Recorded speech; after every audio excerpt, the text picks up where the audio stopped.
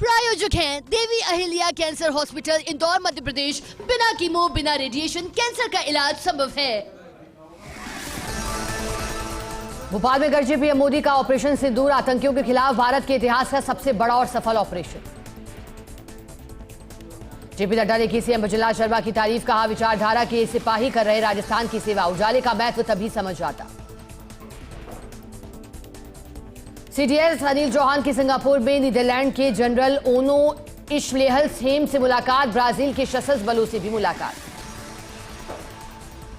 सेना प्रमुख जनरल उपेंद्र द्विवेदी ने परागवाल सेक्टर में की तैयारियों की समीक्षा, ऑपरेशन सिंदूर के लिए सैनिकों की सराहना की।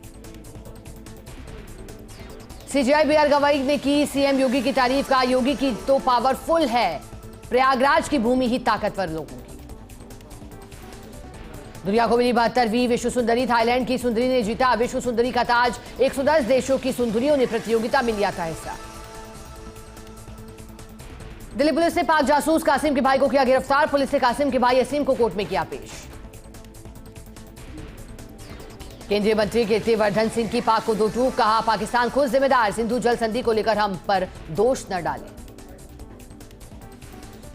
बीजेडी सांसद संबित पात्रा का पाकिस्तान पर हमला, कहा भारत उपग्रहों का प्रक्षेपण करता है, पाक आत्मघाती हमलावरों का प्रक्षेपण करता।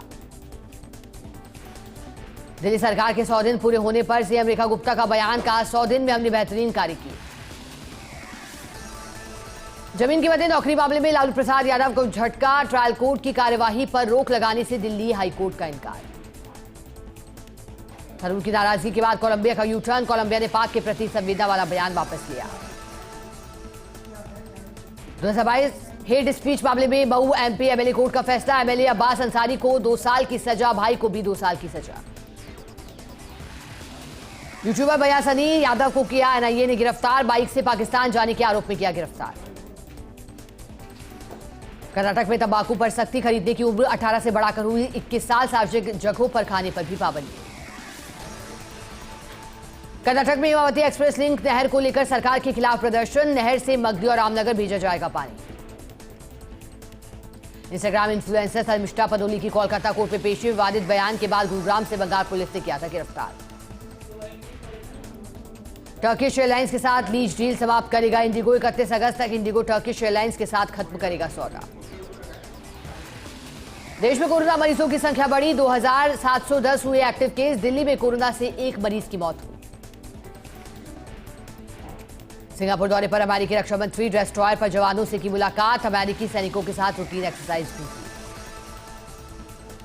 ईरान के विदेश मंत्री अब्बास अरागची का बयान, बोले ईरान परमाणु हथियारों को अस्वीकार्य मानता है, इस मुद्दे पर सहमत।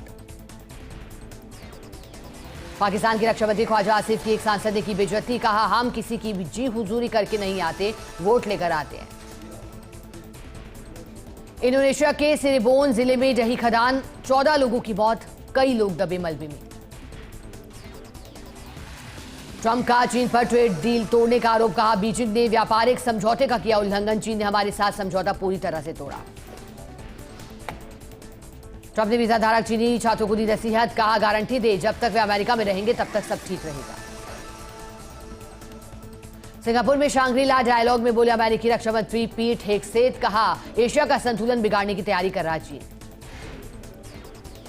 चीन दूतावास के अपने नागरिकों को चेतावनी, कहा भारत नेपाल बॉर्डर पर यात्रा से बचे, कहा भारत अवैध एंट्री करने वालों को अरेस्ट कर रहा। बीएलए के लड़ाकों ने सुराब शहर पर किया हमला, बैंक लूटा, कई अधिकारियों के घरों में आग लगाई। जापान में फिर भूकंप के झटके, जापान के होइकाइडो में 6.1 तीव्रता का भूकंप, जनहानि की कोई सूचना नहीं। नाइजीरिया में बाढ़ ने मचाई तबाही, भीषण बाढ़ से अब तक 151 लोगों की मौत, बांध टूटने के बाद बिगड़ी स्थिति। प्रायोजक हैं देवी अहिल्या कैंसर हॉस्पिटल, इंदौर, मध्य प्रदेश। बिना कीमो, बिना रेडिएशन कैंसर का इलाज संभव है।